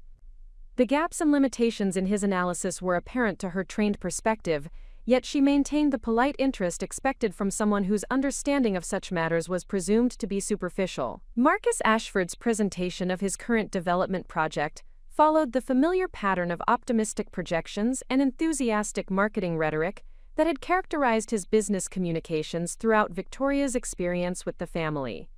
His discussion of construction timelines, market absorption rates, and financing arrangements revealed the same analytical weaknesses that Victoria had identified through her review of his loan documentation at Metropolitan Trust Bank. The disconnect between his public confidence and the reality of his financial vulnerability created tension that Victoria knew she would need to address before his situation deteriorated beyond recovery. Catherine Ashford's quarterly report on her boutique investment fund provided the most dramatic illustration of the family's financial challenges and their inability to recognize the resources available to address these difficulties through Victoria's expertise and institutional capabilities. The fund's continued losses and Catherine's inadequate responses to deteriorating performance demonstrated the urgent need for professional intervention that could only be provided through honest acknowledgement of Victoria's background and current business operations. Victoria's observation of the family's discussions throughout the dinner confirmed her analysis that their financial difficulties had reached critical levels requiring immediate coordinated response rather than continued individual efforts that failed to address underlying strategic and operational problems. The interconnected nature of their obligations and the cascading risks created by their various business activities demanded comprehensive restructuring that could only be achieved through resources and expertise that she uniquely possessed within their extended network. The moment for revelation arrived as the family concluded their formal presentations and transitioned toward the social conversation that typically accompanied dessert and coffee service. Victoria's request to address the group created mild curiosity rather than concern, since her occasional comments during these gatherings had never challenged existing assumptions or introduced complex business concepts that required serious analytical consideration. Victoria began her disclosure with carefully chosen words that acknowledged the unprecedented nature of her presentation, while establishing the urgent practical necessities that had compelled her to abandon the comfortable anonymity she had maintained throughout her marriage to Jonathan. Her explanation of regulatory pressures and institutional requirements provided external validation for her decision, while minimizing the appearance of personal dissatisfaction with existing family dynamics. The initial revelation of Victoria's educational credentials generated expressions of surprise and confusion, rather than the immediate resistance she had anticipated based on her scenario planning. The documentation she presented included official transcripts from Harvard Business School and the London School of Economics, professional certifications from recognized industry organizations, and recommendation letters from former supervisors and colleagues that provided third-party validation of her expertise and accomplishments. Richard Ashford's reaction to learning about Victoria's advanced degrees in economics and quantitative finance reflected the complex mixture of surprise, skepticism, and defensive pride that Victoria had expected from someone whose authority and expertise had been unquestioned within the family structure for many years. His initial questions focused on why she had concealed such impressive credentials, rather than the practical implications of her background for addressing current family challenges. Marcus Ashford's response demonstrated greater curiosity about Victoria's previous career experience and the potential relevance of her expertise to contemporary business challenges facing the family. His professional background in real estate development had provided him with exposure to complex financial structures and institutional relationships that helped him appreciate the significance of Victoria's credentials and international experience. Catherine Ashford's reaction proved most complex and emotionally charged, combining shock at discovering Victoria's superior educational background with defensive concern about the implications for her own role as the family's recognized investment specialist. Her questions revealed underlying insecurity about her professional competence that Victoria had not fully anticipated, despite her careful analysis of family personality dynamics. Jonathan served as advocate and translator during the initial phase of the disclosure process, providing context for Victoria's decision to maintain professional anonymity, while emphasizing her commitment to family welfare and relationship preservation. His support helped establish credibility for her subsequent revelations, while demonstrating that their marital relationship had successfully navigated the challenges associated with her concealed identity. Victoria's presentation of her investment activities during their marriage required extensive explanation to help family members understand the scope and sophistication of her business operations, while maintaining focus on her protective motivations, rather than personal financial advancement. She emphasized that her decision to pursue independent investment activities had been motivated by intellectual stimulation and preparation for potential family financial challenges, rather than dissatisfaction with her domestic role or desire for personal recognition. The revelation of Victoria's international investment portfolio generated questions about the resources and expertise she had access to through her various business relationships. Family members began to recognize that her quiet demeanor during their previous financial discussions had concealed extensive knowledge and capabilities that could have enhanced their decision-making and problem-solving activities. Victoria's disclosure of her ownership stake in Metropolitan Trust Bank created the most dramatic reaction from the assembled family members. The realization that their mortgages, construction loans, and other financial obligations were held by an institution controlled by the woman they had dismissed as financially naive generated immediate understanding of how fundamentally their assumptions about family dynamics and power structures had been incorrect. Richard Ashford's initial reaction to learning about Victoria's institutional control focused on concerns about potential conflicts of interest and the ethics of her concealed involvement in family financial relationships. Victoria addressed these concerns through detailed explanation of her consultation with specialized legal counsel and her commitment to transparent compliance with all regulatory requirements governing related party transactions. Marcus Ashford's response reflected his growing recognition that Victoria's position as institutional controller provided her with intimate knowledge of his development projects and financial performance that extended far beyond what he had shared during family discussions. His initial embarrassment about the transparency of his business operations to someone he had never regarded as professionally sophisticated gradually transformed into appreciation for the discretion she had maintained regarding his challenges. Catherine Ashford's reaction to learning about Victoria's bank ownership represented the most emotionally challenging aspect of the evening's revelations. Her recognition that someone she had consistently dismissed as intellectually inferior actually controlled financial resources that dwarfed her own professional accomplishments, created cognitive dissonance that required careful navigation to prevent lasting relationship damage. Victoria's presentation of specific solutions to each family member's current financial challenges demonstrated the practical benefits that her revelation could generate for all parties involved. Her comprehensive restructuring proposals address not only immediate crisis resolution but also long-term improvements in their collective approach to risk management and investment coordination. The technical sophistication of Victoria's analytical work and strategic recommendations provided concrete evidence of her professional capabilities while offering hope for recovery from their current difficulties. Family members began to recognize that her unique combination of expertise, resources, and institutional access represented opportunities for financial improvement that would not be available through conventional consulting relationships. Victoria's emphasis on collaboration rather than control helped family members understand that her revelation was intended to expand their collective capabilities rather than diminish their individual contributions.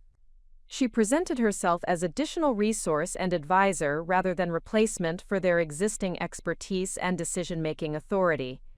The evening's conclusion marked successful completion of Victoria's first major test in managing family transformation under pressure while maintaining focus on essential practical objectives. Her ability to navigate complex emotional reactions while delivering comprehensive solutions demonstrated leadership capabilities that exceeded her own expectations and established credibility for future collaborative relationships. The family's gradual acceptance of Victoria's expanded role reflected their recognition that her revelation offered solutions to problems that had seemed intractable through their previous approaches. Their willingness to consider fundamental changes in family dynamics demonstrated the same adaptability and pragmatism that had contributed to their business success over many years.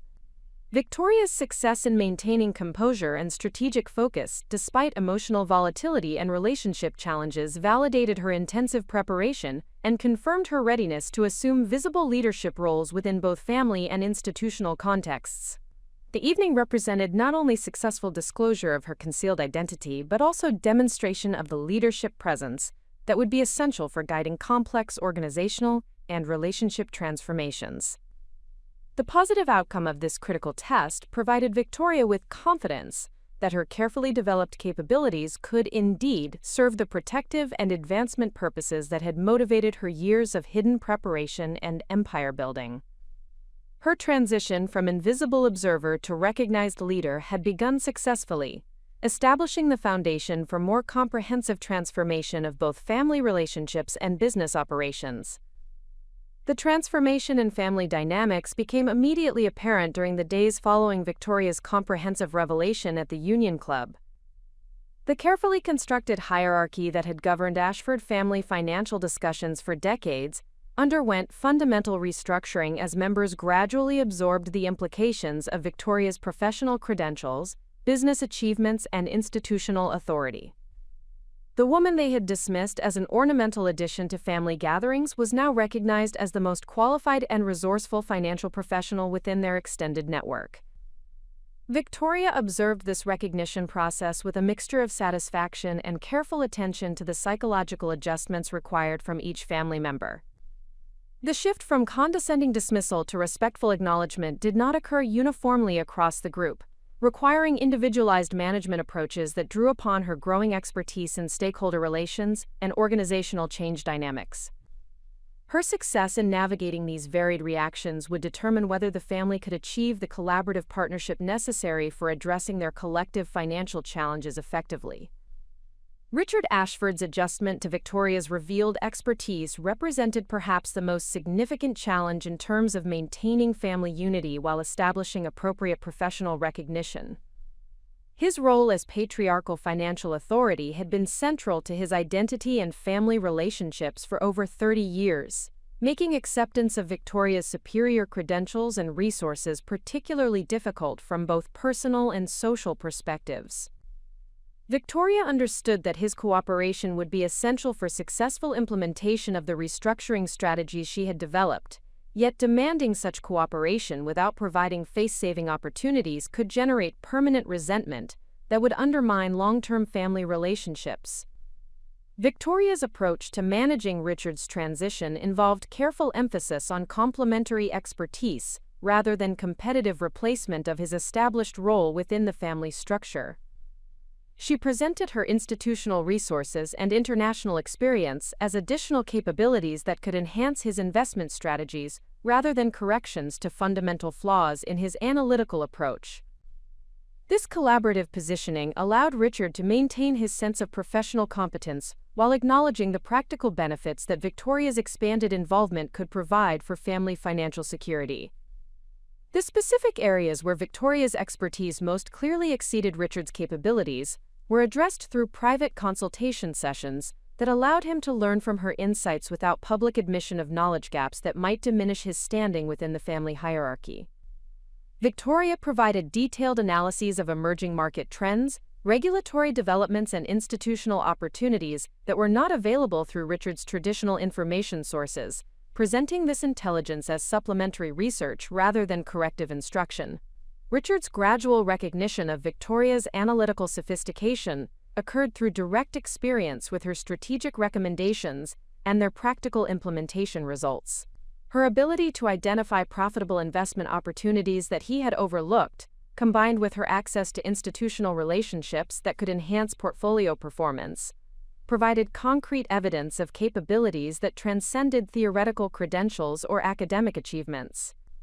The measurable improvements in family investment returns that resulted from incorporating her insights established credibility that could not be dismissed or minimized through defensive rationalization.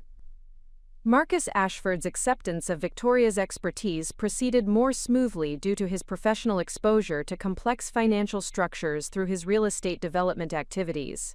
His business experience had provided him with frameworks for evaluating financial expertise that made Victoria's credentials and institutional resources more readily comprehensible than they appeared to other family members with less specialized backgrounds. Additionally, his current financial difficulties created immediate incentives for accepting assistance from any qualified source, regardless of previous assumptions about family member capabilities. Victoria's knowledge of Marcus's development projects through her bank's lending activities initially created embarrassment and concern about privacy violations, yet her professional discretion and constructive approach to addressing his challenges gradually transformed these concerns into appreciation for her protective involvement. Her detailed understanding of construction financing requirements, regulatory compliance issues, and market conditions affecting his projects demonstrated expertise that could significantly enhance his business prospects if properly utilized through collaborative partnership. The restructuring proposals Victoria developed for Marcus's development portfolio addressed both immediate financing needs and long-term strategic improvements in his approach to project selection, risk assessment, and capital structure optimization. Her recommendations incorporated insights derived from her analysis of successful development projects financed through Metropolitan Trust Bank, providing Marcus with access to institutional knowledge that was not available through conventional consulting relationships. Marcus's recognition of Victoria's value as business advisor and financial partner occurred through implementation of specific recommendations that generated measurable improvements in project performance and profitability. Her ability to facilitate regulatory approvals, optimize financing terms, and provide market intelligence that enhanced marketing strategies demonstrated practical competence that validated her theoretical knowledge and credentials. Catherine Ashford's adjustment to Victoria's revealed expertise proved most psychologically complex due to direct competition in areas where Catherine had established her professional identity and family role. The discovery that Victoria possessed superior credentials in investment management, combined with resources that dwarfed Catherine's boutique fund operations, created cognitive dissonance that required extensive emotional processing before productive collaboration could be achieved. Victoria's approach to managing Catherine's transition emphasized mentorship and knowledge transfer rather than replacement or criticism of existing investment strategies. She presented her willingness to share analytical tools, market intelligence, and institutional relationships as opportunities for Catherine to enhance her professional capabilities rather than evidence of fundamental inadequacies in her current approach to investment management. The specific areas where Victoria's expertise could most benefit Catherine's fund operations were addressed through collaborative analysis sessions that allowed Catherine to contribute her own insights while learning from Victoria's more sophisticated analytical frameworks and risk management techniques. This partnership approach preserved Catherine's sense of professional competence while providing access to resources that could transform her fund's performance from consistent losses to sustainable profitability. Catherine's recognition of Victoria's value as professional partner occurred gradually as she observed the practical benefits of incorporating more sophisticated analytical methods and risk management practices into her investment processes. The improvements in fund performance that resulted from implementing Victoria's recommendations provided concrete validation of her expertise, while offering hope for recovery from the devastating losses that had threatened Catherine's professional reputation and financial security. Victoria's management of the recognition process extended beyond individual relationship building to encompass systematic changes in family communication patterns and decision-making procedures that would accommodate her expanded role while preserving existing relationships and social dynamics.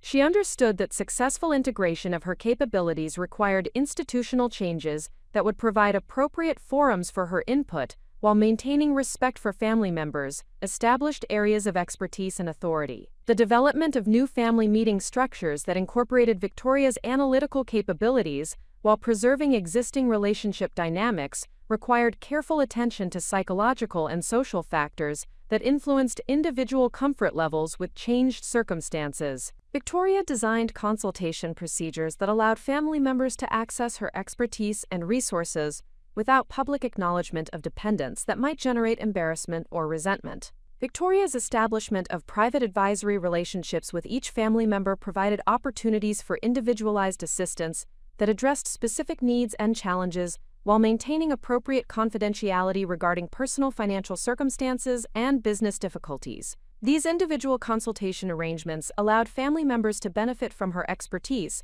without concern about competitive dynamics or social pressure that might accompany group discussions of sensitive financial topics. The recognition of Victoria's institutional authority occurred through practical experience with her ability to influence outcomes that mattered to family members, financial security, and business success. Her capacity to facilitate loan approvals, optimize financing terms, and provide access to investment opportunities that were not available through conventional channels demonstrated power and influence that transcended theoretical credentials or academic achievements. Victoria's careful exercise of her institutional authority emphasized family benefit rather than personal aggrandizement, ensuring that recognition of her capabilities was accompanied by trust in her motivations and commitment to collective welfare. Her transparent approach to potential conflicts of interest and her consistent prioritization of family needs over institutional profits established credibility that supported long-term collaborative relationships.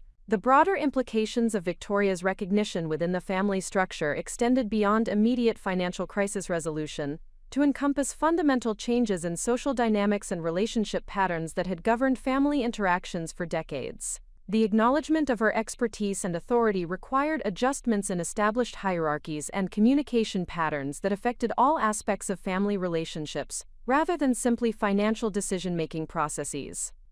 Victoria's successful navigation of the recognition process demonstrated leadership capabilities that extended far beyond technical financial expertise to encompass psychological insight, interpersonal diplomacy, and strategic communication skills that enabled productive collaboration among individuals with diverse personalities and competing interests. Her ability to maintain family unity while establishing appropriate professional recognition represented personal growth that prepared her for broader leadership roles within her social and professional networks.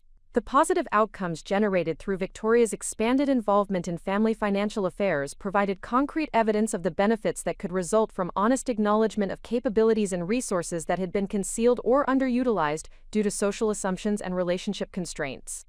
The family's collective financial position began showing measurable improvements that validated Victoria's strategic recommendations while demonstrating the practical value of her expertise and institutional resources.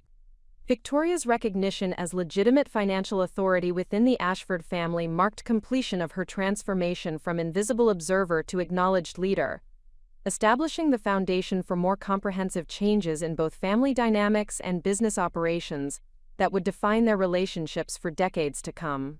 Victoria's successful establishment of professional recognition within the Ashford family structure created immediate opportunities for expanded influence that extended far beyond their private financial affairs into the broader social and institutional networks that defined Boston's financial establishment. The revelation of her credentials and business achievements had generated interest from professional colleagues, social acquaintances, and institutional partners who had previously regarded her as merely a decorative addition to Jonathan's social presence. These external recognition patterns created both opportunities for greater impact and increased pressures that would test her readiness for public leadership roles. The first indication of elevated expectations occurred during a charitable fundraising gala, where Victoria encountered Margaret Whitmore, the president of the New England Women's Financial Network, an influential organization that connected female executives across banking, investment management, and corporate finance sectors throughout the region. Margaret's approach to Victoria reflected sophisticated intelligence gathering about her recently revealed professional background and business holdings, suggesting that news of her disclosure to the Ashford family had circulated beyond their immediate social circle into the broader professional community that monitored significant developments in regional financial markets. Margaret's invitation for Victoria to address the organization's quarterly meeting represented both validation of her professional standing and introduction of responsibilities that would require public visibility and accountability that differed substantially from the discreet influence she had exercised through her years of anonymous business operations. The prospect of speaking before accomplished financial professionals, who would evaluate her expertise against the highest industry standards, created intellectual excitement, alongside recognition that her comfortable anonymity was ending irreversibly. Victoria's consideration of this speaking opportunity revealed the extent to which her circumstances had evolved, from personal crisis management to institutional leadership, that could influence professional development and business outcomes for dozens of accomplished women facing similar challenges in establishing recognition within male-dominated financial environments. Her potential contributions to this community extended beyond simple knowledge sharing to encompass mentorship and advocacy that could create lasting positive change in regional business culture and practices. The preparation required for addressing professional colleagues demanded different capabilities than those Victoria had employed in managing family transformation, requiring translation of her institutional experience into educational content that could benefit professionals with diverse backgrounds and varying levels of expertise in international finance and complex business structures. Her presentation development process became an exercise in strategic communication that would serve as template for future professional speaking and consultation activities. Victoria's analysis of her potential impact within regional financial networks revealed opportunities to influence lending practices, investment strategies, and business development approaches that could benefit hundreds of businesses and thousands of individual borrowers throughout New England. Her unique perspective as both institutional controller and individual entrepreneur provided insights into systemic problems and potential solutions that were not apparent to professionals who operated exclusively within traditional organizational hierarchies. The realization that her expertise and resources could address market failures and institutional limitations beyond her immediate family circumstances created moral obligations and professional responsibilities that demanded careful consideration. Victoria understood that significant capability carried corresponding duty to contribute toward improved outcomes for stakeholders who could benefit from her knowledge and institutional access, yet accepting such responsibilities would require fundamental changes in her lifestyle and personal priorities. Victoria's evaluation of expanded professional commitments was complicated by simultaneous developments in her family restructuring activities that required sustained attention and careful management to ensure successful implementation. The Ashford family's financial recovery remained fragile and dependent upon continued coordination and oversight that could not be delegated to external professionals without compromising the personalized attention that had made their initial progress possible. Marcus Ashford's development projects were showing measurable improvement under Victoria's strategic guidance, yet remained vulnerable to market conditions and regulatory changes that required ongoing monitoring and adjustment to maintain positive trajectory toward profitability and debt reduction. His growing confidence in his business capabilities was encouraging, but needed continued reinforcement through successful project completions and expanded professional relationships that Victoria could facilitate through her institutional network. Catherine Ashford's investment fund had achieved stabilization and modest growth through implementation of Victoria's risk management recommendations and analytical frameworks, yet required additional time and support to establish the consistent performance record necessary for attracting new investors and rebuilding professional reputation within the broader investment community. Victoria's mentorship relationship with Catherine had evolved into productive collaboration but remained essential for continued improvement in fund operations and strategic positioning. Richard Ashford's investment portfolio had benefited significantly from access to Victoria's market intelligence and institutional opportunities, generating returns that exceeded his historical performance while reducing overall risk exposure through improved diversification and strategic asset allocation. His acceptance of Victoria's advisory role had strengthened their family relationship while providing him with resources that enhanced his reputation within his own professional network. The collective success of these family interventions had created expectations for similar assistance from extended family members, close friends, and professional associates who had observed the dramatic improvements in Ashford family financial circumstances and business performance.